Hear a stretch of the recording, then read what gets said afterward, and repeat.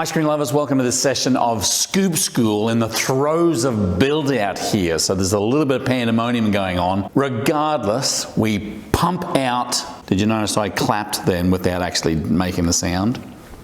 Maybe you could put a whoosh in there. Look, welcome to this session of Scoop School. Again, in the throes of build out here.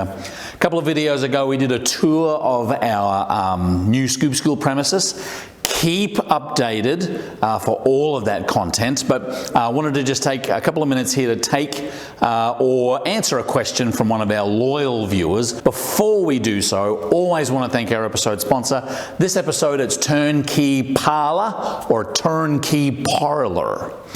Or you can go to freezerplanet.com. Neil Williams, the whole crew there, they sell whole store packages, new machines, used machines, great website, a lot of how-to guides on there as well. Turnkeyparlor.com, the link is down below.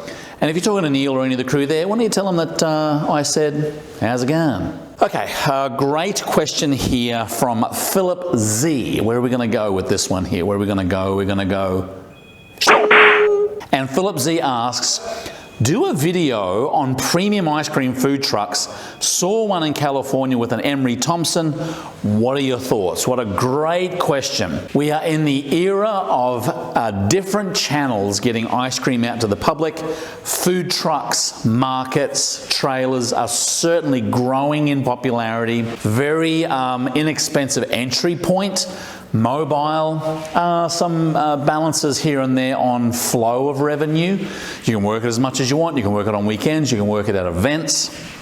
But the challenge is taking a small batch operation or a micro creamery operation and having that happen inside a food truck. The most common way to do that, and probably the most efficient way so far as product quality is concerned, is actually to have a commissary kitchen, make your ice cream there, freeze it down, blast freeze it down, temper it up to go on the truck. So you actually don't have the batch freezer or the blast freezer on the truck or the trailer. But the question from Philip Z was, well, he saw a truck with an Emery Thompson or batch freezer on the truck. It's not common to have the batch freezer on the truck.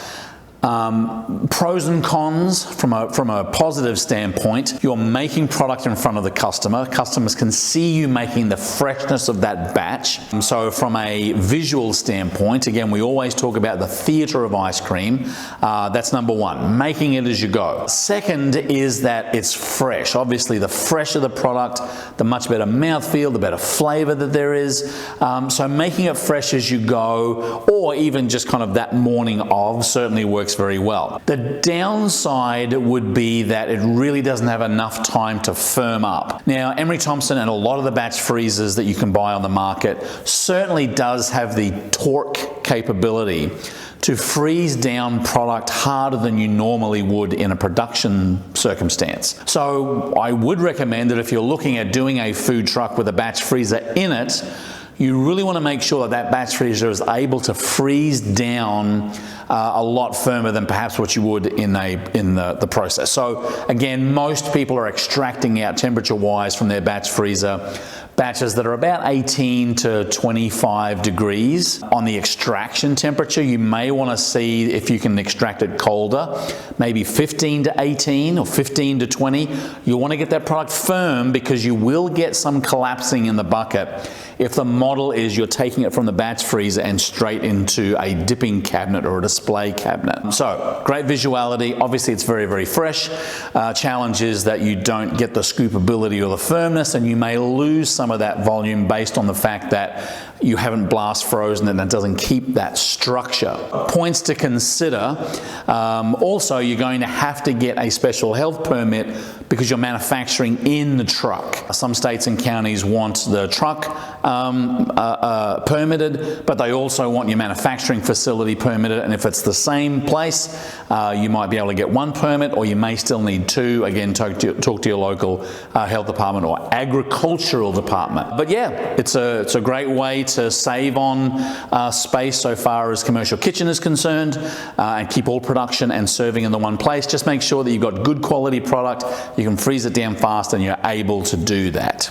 Keep the questions coming, ladies and gentlemen. We love answering our viewers' questions, so leave a comment down below and we might be able to shing you. We could shing up here or shing up here. We could shing it anywhere. Thank you to our episode sponsor, Turnkey Parlor. Thank you, Neil. Again, the link is down below. If you have a question, a problem, a manamanatar, which is problem in Rarotongan, please reach out. Just leave a comment down below, leave a question. We read them all, we'll respond to them if we can, and sometimes we'll throw a shing up here and get your comment answered. Keep on scooping. See you in the next video.